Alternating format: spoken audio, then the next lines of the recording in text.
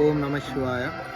நம்ம இப்போது எங்கே இருக்கோன்னா ஆறாவது ஆலயத்தில் வந்து நம்ம வந்து பூஜைகள் சிறப்பாக முடிச்சு ருத்ராட்ச கையில் வாங்கியாச்சு. ஸோ இப்போ வந்து இந்த ஆறாவது சிவாலயம்னா பண்டிப்பாகம் சிவாலயம். இது பார்த்திங்கன்னா இதுவும் அப்படி தான், ரொம்ப தொன்மையான சிவாலயம். ப்ளஸ் வந்து இயற்கை எழிலோடு இருக்கும்.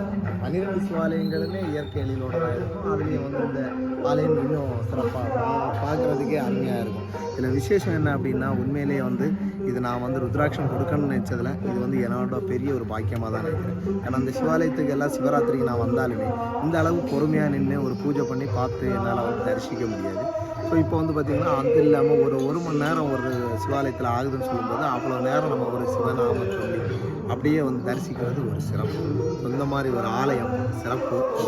இது வந்து எல்லாம் நம்ம சிந்தையில் தோணியது எல்லாமே இறைவன் கொடுத்த வரம் அப்படின்னே சொல்லி ரொம்ப நன்றி.